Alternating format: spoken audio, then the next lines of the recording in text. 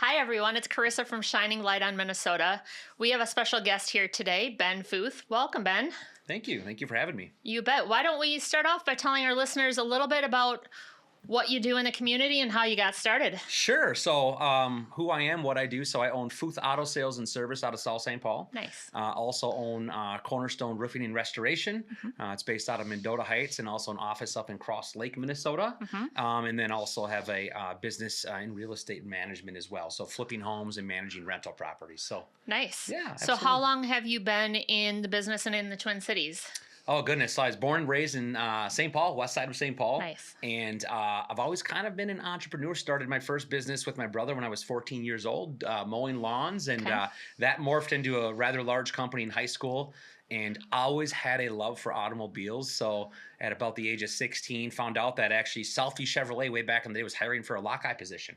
So I hired a couple buddies to mow all the lawns and Perfect. ended up taking a job in the automotive industry as a lockeye. Oh, okay. And that was kind of my my first foot in the door, so to speak. Yeah. Yeah, absolutely. Nice. So you have a background in obviously automobiles. What's your favorite vehicle? Ooh, my favorite Tough vehicle question. I would have to say would be a Porsche 911 would be my number one go-to vehicle. It'd be a Turbo S. Yes, So, perfect. absolutely. So did you go to school around here? Where did you start off there? And tell us maybe a little bit about your background. Yeah. So I went to high school in South St. Paul, so South St. Paul High School. Yep. And then ended up going to St. Mary's University of Minnesota, and then transferred. Ironically, went to school for criminal justice law enforcement. Okay. So transferred to Metro State. Stayed in the car business. So took a little break when I was actually in St. Mary's. Stayed in the car business. Had a lot of success in the car business. Kind of a funny story. Was a lot guy. Got paged to the owner's office, part owner's office, and kind of a weird thing back then. The car business was massive, tons of Yes. employees, and Ben Footh to Eric's office, and went in there, and he goes, I heard you can play basketball. And I go, yeah, actually I can. And he goes, get your stuff. You're playing in my 3-on-3 league, and ended up building a relationship with the GM part owner of the big Chevy store. Nice. He talked me into automotive sales and was like, you got to try it. And I'm like, I just don't do this high pressure. This is not my thing. And he goes, you know what? Just do it your way. And started in automotive sales at a very young age, and had a lot of success just being transparent, just letting customers know, like, hey, this is who I am. This is what I do. I'm not here to take your head off. I'm here to just treat you like family. Yeah. I'm off to college, so for me, it's not about Later. making a ton of money. So that really kind of a reverse selling technique, and had a ton of success in the automotive industry doing that. Funny story in aftermarket, kind of a little bit of what you guys do, kind of Yes. changed the way that dealer group operated in aftermarket by getting in and establishing a process in aftermarket where before a customer would sign out, they had a chance to sit in front of me as an aftermarket manager and talk about products like Nice. tint, paint protection, aftermarket wheels, all sorts of fun accessories Yeah. that they could then finance in to the motor Perfect. vehicle. So I had a chance to change that, and that just really sparked my interest and love for automobiles. Yep. So when I went off to college, I kind of struggled a little bit because I loved basketball, went there to play basketball, and everybody was kind of in a different gear, college. And little backstory on me, my mother was one of 9, father one of 6. Okay. Both born and raised in St. Paul.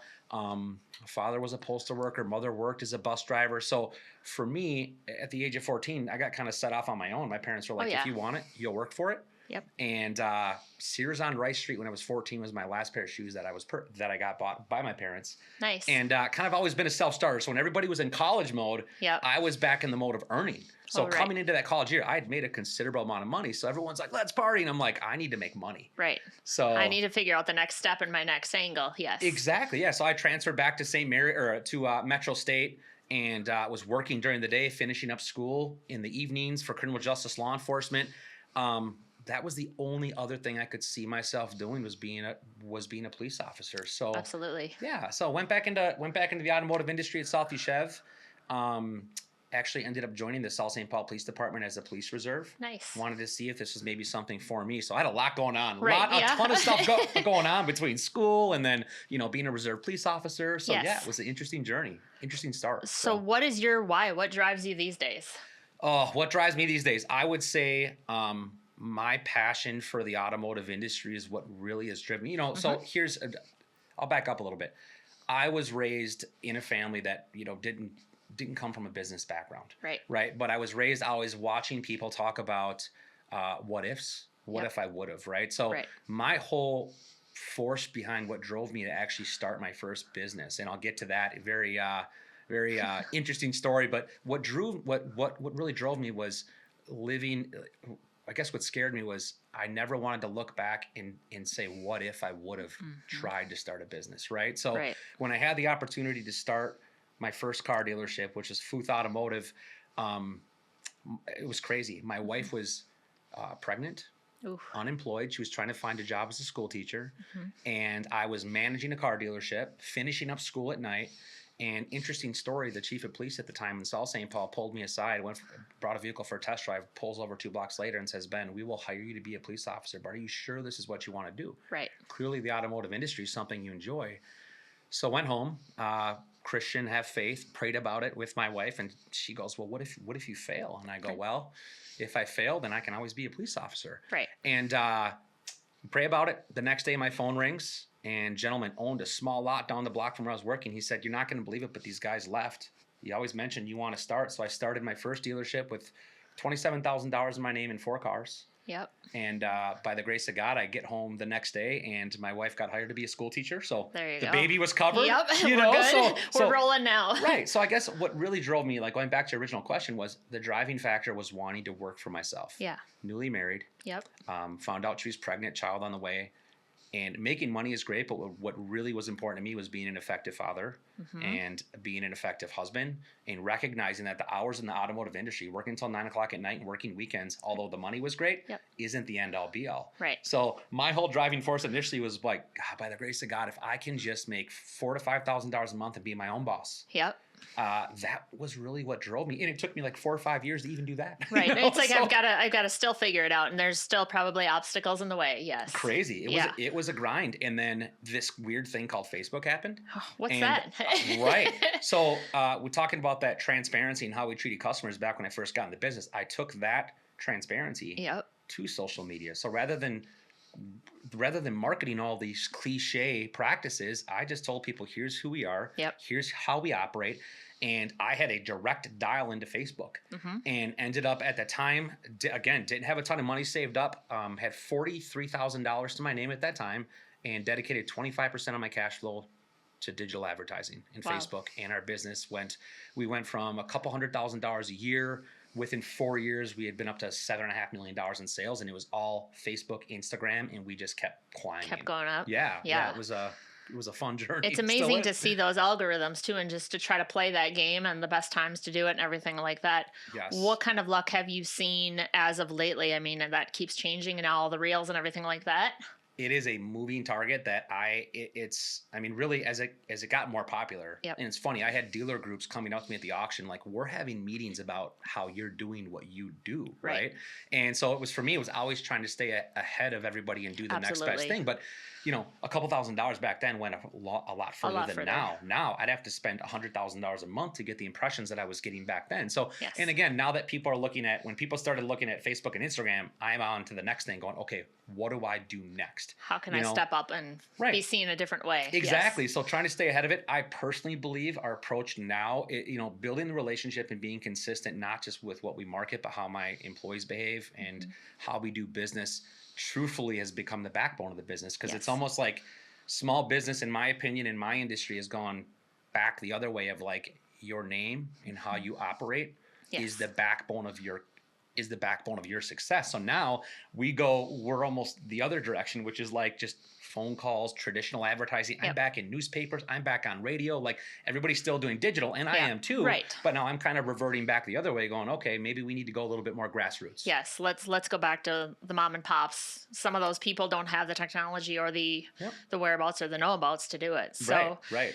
with social media, with everything that you see changing and going back to the grassroots, what do you find works right now? Obviously, is that working for you, going back to the old school traditional stuff? And it is. It is. I mean, it's a moving target. I mean, COVID hit, and I think anybody that was in business, it was like I call it the calm before the storm. I look back now and I'm like, man, we were really blessed. It was like everybody's busy, everybody's making a lot of money, and I think that looking at the broad picture, so backing up, as the business grew, I watched friends and other people I knew that were doing really well. Right. And I asked myself, okay, how do I do this different? There's a lot of people that put all their eggs in one basket. So when the business blew up for me, I bought real estate, bought rental properties, diversified, owned a manufacturing company for a little bit, sold that.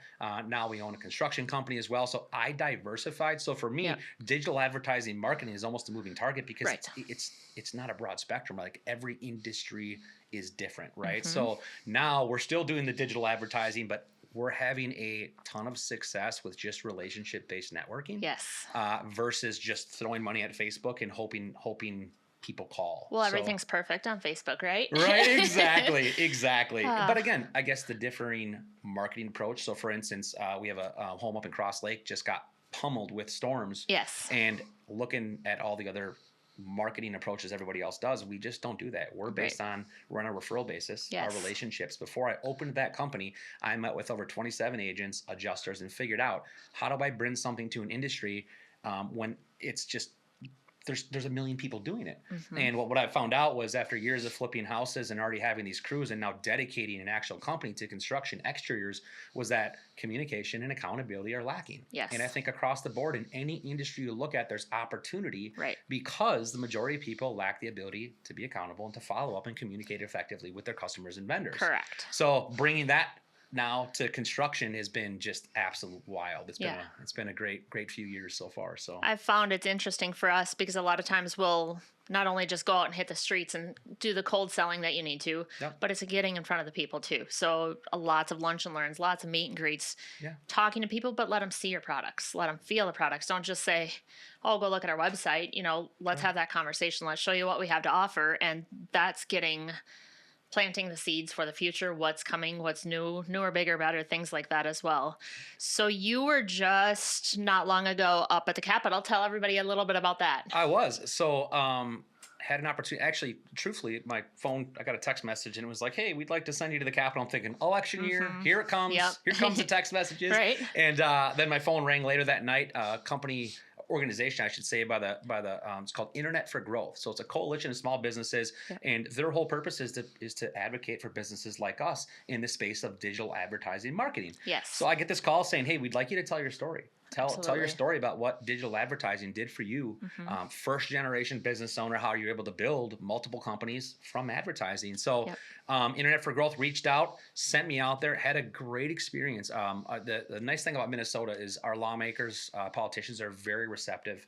The changes that are coming down the pipeline with the Privacy Act, not to get too in depth, but it affects every business. It does. Every small business's ability to digitally advertise. So once I heard, like, okay, this could really impact my business, my family, my employees. Who I'm targeting, who I'm going after too, like those customers, Huge. I'm like, okay, I need to cut some time out and go out to DC. So had a great experience. Again, networking, met some other business owners, and just had a great experience. Now it's important.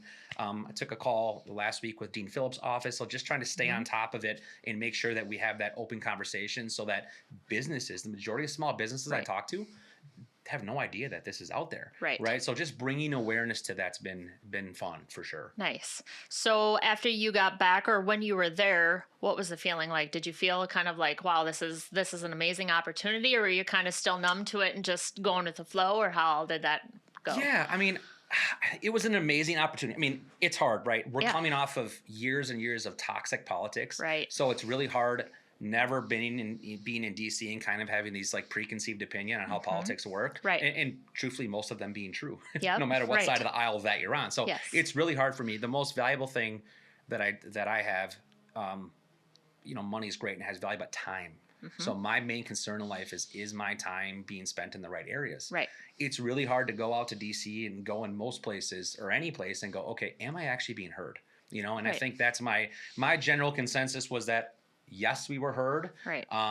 But this is a money thing. Yes. What corporation would get behind a bill that would make it so that companies like ours can't digitally advertise, right? So my concerns lie more along those, but I think an option isn't to be quiet, right? So I think it's important to continue to bring awareness to it and continue to have that conversation. What do you see for the future in your growth, and what's coming up down the road?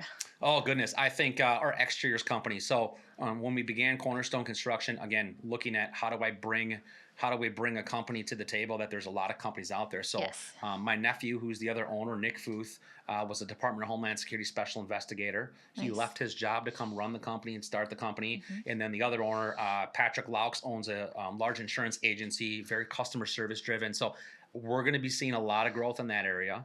Our service department, we're really focusing on growth in our service area. Yeah. Sales, I think we're good. We're pretty comfortable where we're at as far as our sales department. But I really see, in my opinion, the automotive industry going more service related. So our growth is going to be focused on maintaining vehicles. I think as vehicles, like we all know, vehicles have gotten really expensive. Yes. Interest rates are terrible. At least you're able to get them though these days. Correct, exactly. Yeah, COVID was crazy Right. and everybody paid way too much. And it was, that was wild. But for us, it's going to be more service related business in the automotive industry. Construction, we just hired some new project managers and just really growing in that area as well. And still buying rental properties, just bought another duplex in St. Paul. So yeah, you got to make sure that ebb and flow is all level. So if something does come up again, you have other assets to go after. Balance is key. Yes. Balance is key, no doubt. Most of your properties that you have, are they local or are they in and around the United States? Yeah, I'm funny. I wasn't raised to be risky, certainly, but I like to play it a little conservative. So all of my rental properties are in the St. Paul,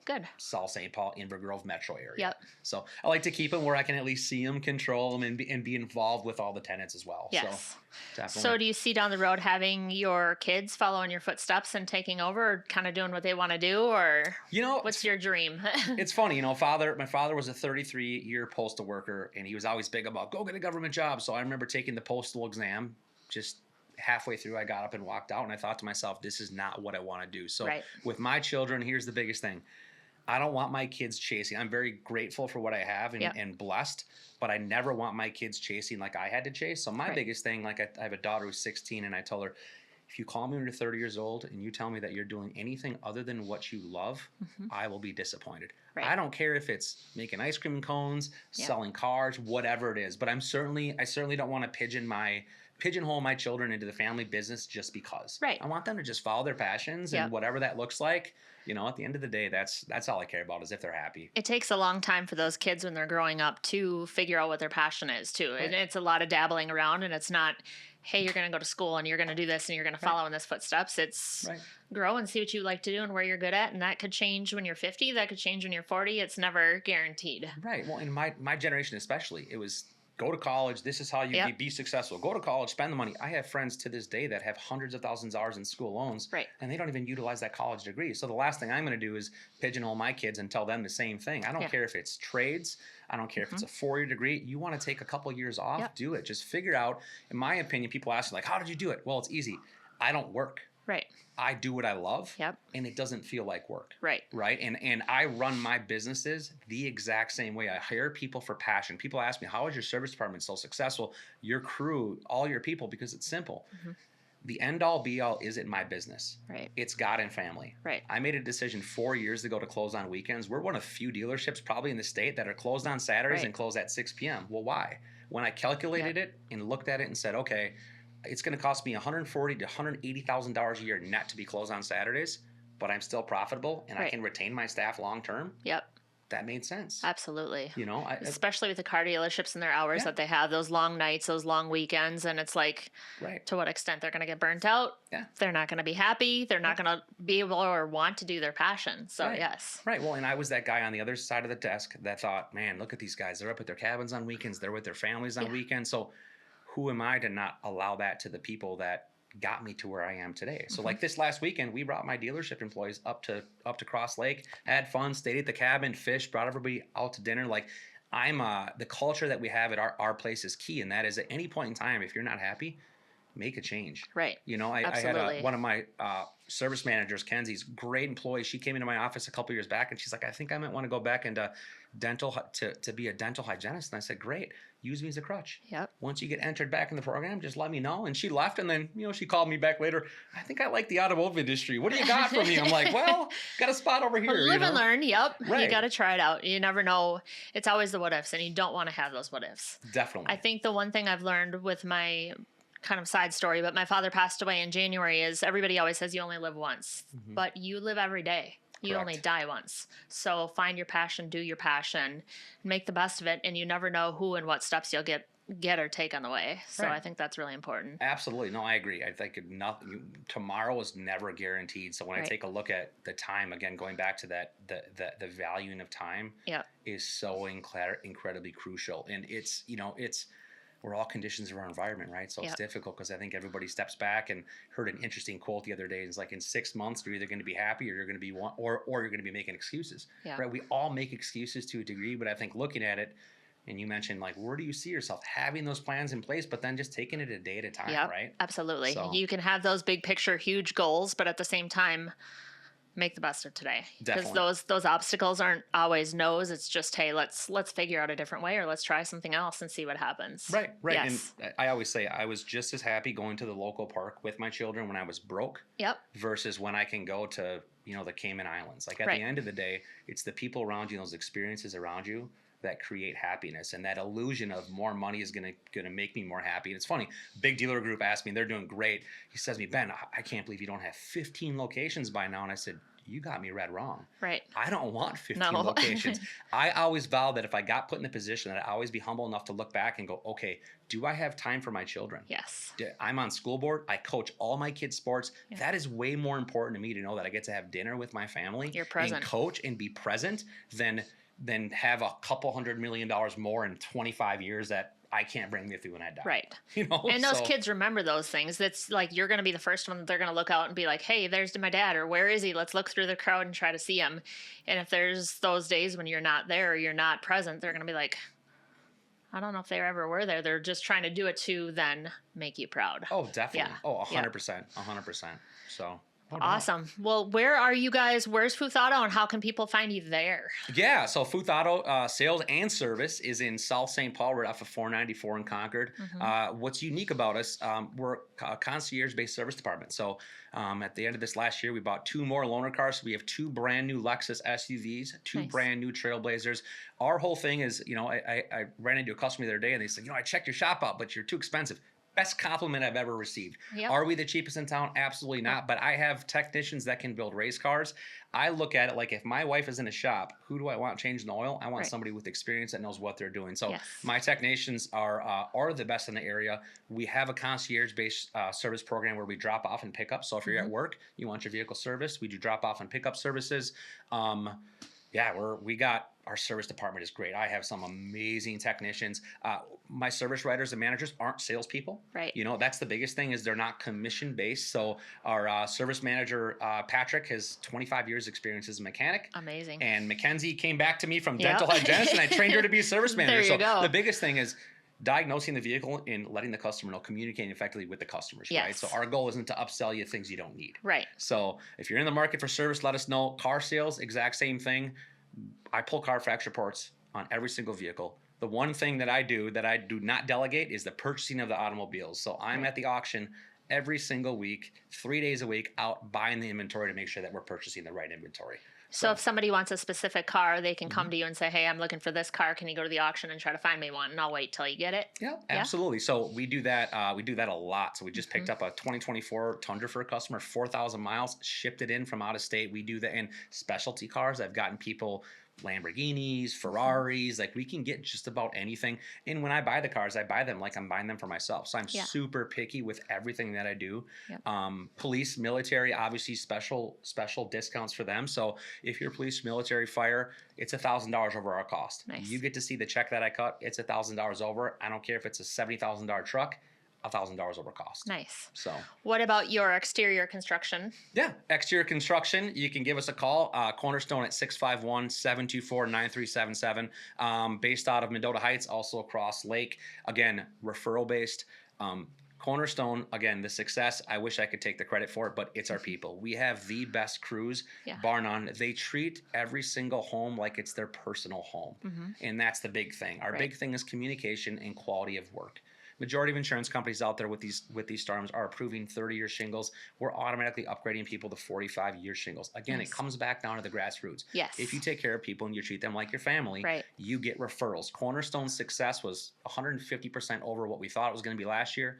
because of our reputation and the quality of work. Right. So, yeah, give us a call if you're looking for anything exteriors. Obviously, like everybody else, we do complimentary inspections, and would definitely love to have the opportunity. So. Are you guys hiring? Are you looking for people out there to come in, whether it's construction world or car sales or anything like that? Or are you guys kind of just Yeah.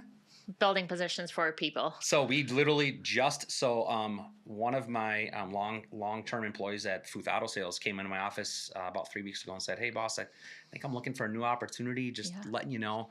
I looked at him and said, "How do you feel about being trained in being a project manager?" So we've transferred some of the dealership staff for some opportunities over to construction. Yep. Currently, we are hiring for a bilingual salesperson at the automotive dealership. Nice. And we're in the process of purchasing another service center. So Yes. I can't tell you where, but I can tell you that we will be hiring more technicians as well for that construction side of things. We have great crews. I think we're where we need to be there. So how do you keep the younger generation that are coming out not so much computer related, but keep them motivated, keep them growing themselves? Ooh, the younger generation, I know, that is right? tough. Yes. I think any business, can agree. The most difficult thing is finding accountable workers across the board. So when hiring, I always take the position into account. So again, hiring for passion, right? Like I had a guy, and I've had a couple people like this, but interesting guy. I had a technician that I hired fresh out of school, ended up letting him go. Just didn't like fixing cars. Right. So finally I sat him down, a young kid, and I was like, "Listen, we use iPads for inspections. Like this is a simple process, but you're skipping some steps, and it's bigger than the fact. It's not because you don't know. Talk to me." And I said, "You don't look like you enjoy this." And he goes, "Truthfully, I went into this because I kind of got pushed into it by my dad." Yeah. And I was like, "Well, I noticed your email. It was a Proton email. What do you love? Do you love technology?" He goes, "I love computers." I said, "So my advice would be that you're find young, something in the computer. You're not married. Go into that world." So he came back down 2 weeks later. "Best thing you ever did. I'm going to school for IT," and you know what I mean. Yeah. So again, I think for me, it's identifying people, younger generation that love cars. Find their niche. Yeah. This weekend I'll be at Rock Falls. I have a Dodge Demon. I'll be drag racing at Rock Falls. That's where I find people. Absolutely. I want the mechanic that loves racing cars. Yep. I want the salesperson that's a car enthusiast. I'll go to Brainerd International Raceway or wherever. NHRA, all that stuff. Yep. I do circuit track racing, but I think just finding those people that have the passion. So if anybody's watching this and you know somebody that has passion, I'm always looking for people. Perfect. It's a like any other industry out there. If you have the right person, you want to keep them or you want to hire them. So right, and can be constant training, and it can be a daily test to try to find people and find their passion. Yes. And it's a lot of motivation, but switching paths when you're in there. Like, hey, this is great. This is what I was passionate about in the beginning, but now it's kind of molding, and I see you have this other option. Let's try that. Yeah, growing with your employees is key. And I love, I think when I take a look at where I was at, there's nothing better than having a manager or an owner invest back into their people. So I'm all for when people come to me and they're like with ideas. Like, what do you think about this? What do you think about, for a while I had a lot of my employees, we need to get into vehicle wraps. I'm like, no way. There's people out there that are way better at doing it than us, right? So, absolutely. Great idea, but not what I'm doing. I know people that can do that. Let's sub that one out. Exactly. But with the performance side of things, when you have guys that can build high performance cars and we all love vehicles, hey, let's do this. If we can monetize doing what we love, I'm all for it. And make it fun, try something new. Why not? Yes. Absolutely. But I think being an open book, I think that I attribute a large part of my success, and everybody I hire, I sit down and go, you're coming to the table with experience. Mm-hmm. Share your experience. Right. I am not. Pride comes before the fall. I need to learn how to grow. So a lot of these the younger generation coming in, I can learn from these people, right? So for me, it's constantly being able to mold. The market. What I stock for inventory today is going to be what it's going to be tomorrow. Yeah. It's an election year. Who knows what it's going to look like in a year? So I think kind of being a chameleon and being able to shift is really important. Yep. And I think with a lot of times in the changing of vehicles and all the electric stuff going on, things like that too, you never know what's going to be thrown at us in the future. Who knows? Right? Who knows? Yeah. There's a lot of options out there. What do you see as some of your obstacles today that you really have learned from, or that you could grow from, or let our viewers know, hey, there's ways around it? Obstacles today. I would say the moving obstacle in general.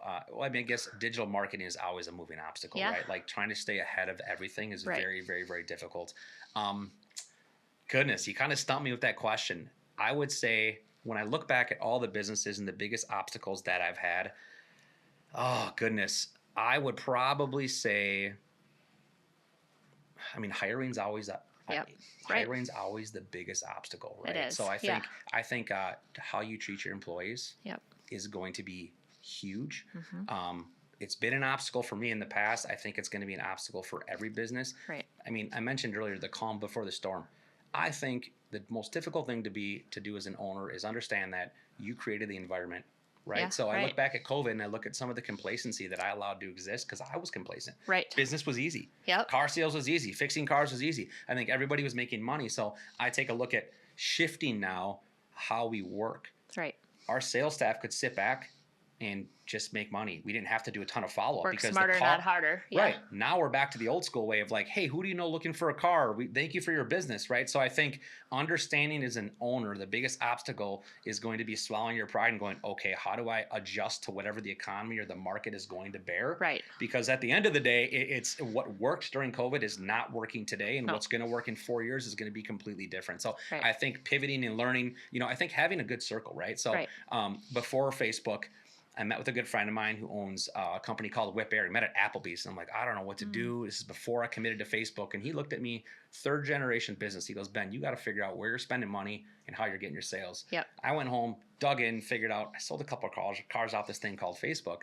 So I committed all that money to Facebook. Yeah. I learned from Chuck that I needed to deep dive into my company. I'm no accountant, but Right. I certainly had the ability to do it, and I did it, and I pivoted, and I adjusted. So I think having the ability and the sense to be able to go, okay, this isn't working. How do I pivot and adjust and change and mold with the times, whether it's Yes. marketing or how you hire or how you operate? It's going to be Right. key.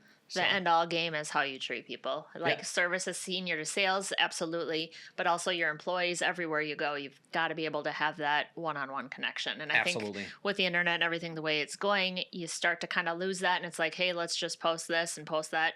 No, let's go there and have that conversation. Let's go have lunch. Let's get in front of those people and let them know that I'm here. I'm willing to listen. Let's figure it out. Absolutely. Yeah. Absolutely. That's going to be key for sure. So you have a lot of locations here in and around the Twin Cities. Anything new and exciting other than the one coming up? Anything rental property wise that you're stirring in the mix too, or you don't know yet? Oh yeah. We got a rental property we're targeting. I like to target like college campus areas. Mm-hmm. So we're targeting. Just picked up a duplex over there that we're going to be was converted to residential, and we got to flip it back over to a duplex. So now it's navigating the interesting art of city code. Yep. Is probably There's the a most lot of challenging those, thing yes. when dealing with rental property. So honestly, for me, the most exciting in my life is always my family. And Yeah. I mean, we're coming into summer. We're going to Denver next week, and Fun. then the 4th of July weekend's going to be good for. Yep. So for me, just a lot of personal things. I think business. I would say the biggest area I'm looking to expand in is probably real estate. I Yep. look back at when rates were 2-3%. And I took on good risk, but I look back and I should have bought more, right? So Yeah. I look at what builds long-term wealth, or mailbox money being the entrepreneurial keyword these Right. days, is more real estate. So Yep. my focus is going to be purchasing as much real estate as I possibly can. So you've done some traveling with your family. Where are some of your favorite places that you've gone and some of those fun memories that you've had? Oh, Grand Cayman Islands by far. Yeah. Ironically, the place we bought up in Cross Lake, our neighbors are from there. Oh, nice. And ended up going to Grand Cayman. That was probably our most recent favorite place to travel. Very for cool. sure. Yes. Absolutely. Yep. So Do you see any? Obviously, you've got Denver in the future. You've got some other trips planned. Anything big coming up in the mix that you guys are going to travel to, or any events? oh goodness, what do we got going on for events? So 4th of July weekend, fun stuff. I'm really big into car rallying. Yes, And there's nice. an organization called Crown. Okay. So Crown Rally is now called Crown Invitational. Yep. Very cool. They do basically a bunch of enthusiasts with vehicles get together. Yeah. So I'm doing the North Rally, which is from St. Paul over to Chicago. Yep. And so that'll be fun. And then in late September, we're doing Chicago to Atlanta. Nice. And people can go and hit those spots that you guys stop at along the way and Yeah. look at the cars and talk to the drivers and everything too. It's great. Again, the opportunity to meet other people, network, Yeah. and for a good cause. So it's tied into the Rally for Cause. I know the last rally we did about a year and a half ago generated over $1 million. Yep. And I believe that went for child autism, which is Mm-hmm. awesome. So a great opportunity to get together with people who love cars Yeah. and other business owners. Like crazy. One of the things I learned on the last South Rally, you talk about meeting people and having your circle be people who really challenge how you think, how you operate. Yep. Had a gentleman behind me in a McLaren really nice car, and I was in the Porsche, and he pulls over, and I said, I'm going to buy you lunch. And he goes, yeah, lunch is free. I'm like, okay, Yeah. what Okay. do you Then do I'm for buying you right? lunch. Yes, Exactly. let's go. What do you do for a living? And he turns out he's in real estate, and he Yeah. does huge developments, and start talking to him and sharing my experience with him. And he gave me some ideas. He goes, you need to be doing is targeting estate sales, tax sales, rehabbing them, cash out refinancing. I'm like, he Yep. gave me just a different perspective on real estate. Right. And I'm like, this makes perfect Why sense. didn't I Whereas, think of like, this? Yeah. right, before I was putting cash down to finance it, then I was rehabbing it, and I was putting all these money into them and not getting those funds back. Whereas, Fred gave me the ability. He's like, no, you got to use your cash, buy it all right cash, Make cash money out. to make more money. Yes. Crazy, right? Yep. So just like surrounding yourself with people who challenge your thinking and really make you up your game. And I'm like, why didn't I think about this, right? So my success, I'm no mental giant, but I'm really good at learning from people. And I think in business, as long as you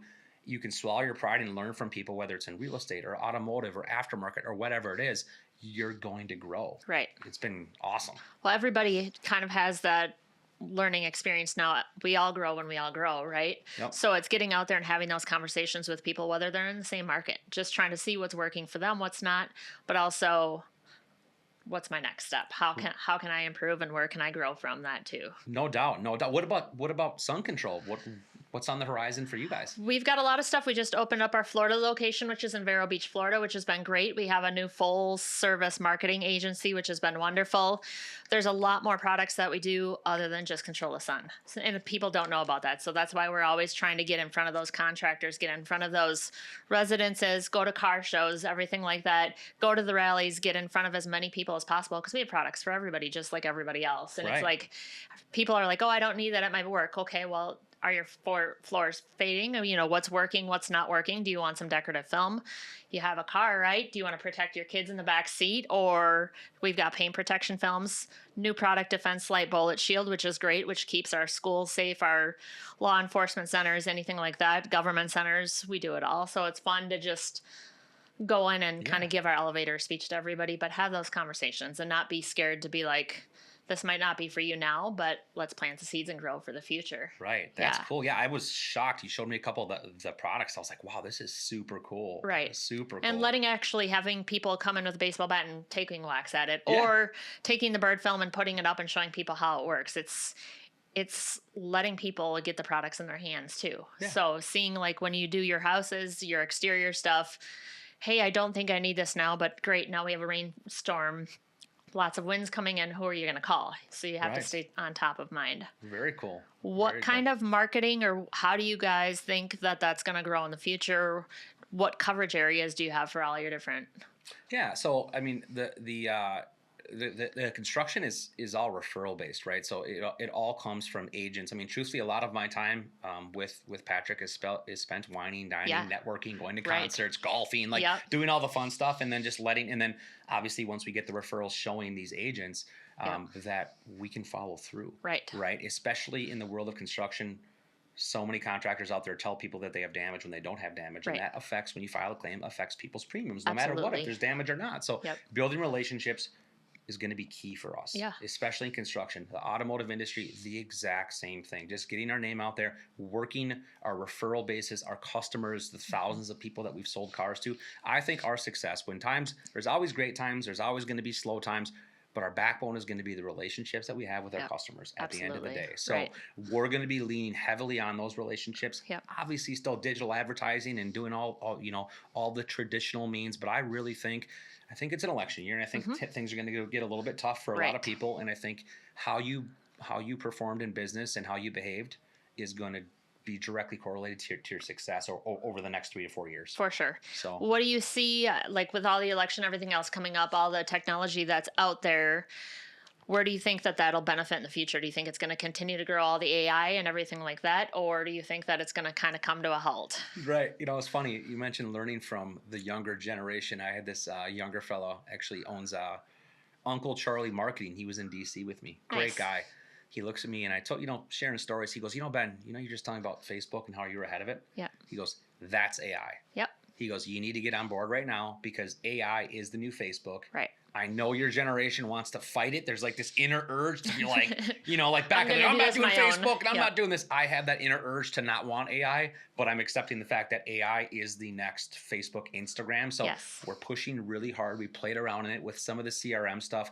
AI is difficult. Like customers know when they're communicating with a human being in AI Yep. or AI still, right? So I think Right. that's going to be a challenge in the AI space, but I'm certainly in a position where it's like, okay, swallow your pride, Yep. deep dive into this. How is this going to affect construction, real estate, the automotive industry? Yeah. So I think that's probably going to be my next personal push is really learning more about AI and how I can use it to grow. And I think part of the AI world that people don't see is you still have to customize and make it some of your own because Right. the algorithms out there, whether you're on social media or whatever, do know that you're using AI. Yep. So that'll help and affect everything. But what it all comes down to is being a person at the end of the day. Because there's a lot of Correct. kids that are like, oh, my computer will do it for me. I don't need Right. to do this. Every job that's out there soon will be taken over by a computer, having the AI, everything out there, Neuralink that's coming out, Yep. everything else. So it's just trying to be adaptive, changing, growing, but making it your own. Right. And it's Yes. scary. I mean, we look at COVID and I see the things I deal with at the school board level with Yeah. communication in children and development in children caused by lack of contact and communication during Right. COVID. So it's hard to look at AI and be super excited about it because I'm like, my wife has her master's in educational leadership. So we have very different views. She's like very pro college. I'm very pro passion. Yeah, Don't absolutely. care about a degree. Like, Right. it's so when I take a look at AI, it's hard for me to want to really embrace it because I Right. see what lack of contact and lack of involvement has done for the younger kids For and sure. the younger generations. So Yep. I'm hesitant for sure, but Right. I think it's going to play an integral part of our world, and it just comes down to what degree, right? Yeah. And what degree do we allow to do it? And that's Right. the biggest thing. And Musk has warned about it himself: beware of AI. Yeah. So I think being guarded against it's going to be important too. Yep. But again, I chalk it back up to how big do I want to grow? Right. Right. And for me, we're financially healthy. We're doing fine. I have the time to be with my family, and Yeah. my employees have that time. And for me, that's success. Perfect. So how can people find you on social media? Yeah. What are some of your taglines and how can they Yeah. get a hold of you? So on Facebook, it's Footh Auto Sales and Service. Same thing on Instagram as well. We are on TikTok as Footh Performance, so we are out on TikTok as well. Cornerstone, you can look us up, Cornerstone MN on Instagram and Facebook as well. So, Perfect. Are you on LinkedIn? Are you on any other social sites, or do you just kind of keep it more the Facebook, Instagram? I am on LinkedIn. Up front, I don't do a ton. I've never really been the big like corporate Yeah. guy, so I haven't done a ton on LinkedIn. I just finally started refreshing my LinkedIn as I branched out a little bit. But I am on LinkedIn personally. People want to Perfect. look me up. So Outstanding. And if they want to come to Footh Auto, what's the address where they can come, or how Yeah. can they find you? yeah, so address where they can come is 528 Concord Exchange South in South St. Paul, Minnesota 55075. And if you're watching this, I'm actually going to give you my personal cell. So if you need you anything go. exteriors related, automotive related, or maybe you want to have a cup of coffee, I'm happy to talk to anybody. My personal cell is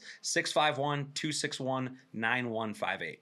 It's funny when you say that because I have my personal cell and that's out there on everything. That's on my business cards. But Yep. 99% of the time when the phone rings, I'm going to pick it up regardless of who you are or what day it is. I'm like, Right. unless I have something going on with my kids, I'll set that aside. But I'll be like, you never know who it's going to be or what they're going to need or just Absolutely. answering the phone. But Yes. full disclosure, I went a little old school. I went back to a landline. So when I get home now, my phone gets put up. I got a landline, and Nice. if you're close, you have that number. And if it's an emergency, call me. It's hard. Like we built everything on social media and digital marketing, and the cell phone has become right next to us. But I've also recognized that like it also impedes on our privacy and relationship. Right. So like for me, it's now that separation. So you mean your phone's listening when we're having phone conversations and would've pulling thought- up all those ads? who would have thought? Who would have thought? Right? Who would have Right? thought? Right? And Now trying they're to- all going to have Footh Auto car sales and Cornerstone ads pop up, and Exactly. hey, let's go. Exactly. Yeah, we love it. Don't get me wrong, we love it, but definitely separating a little bit in the evening time Yes, for sure. perfect. Yeah.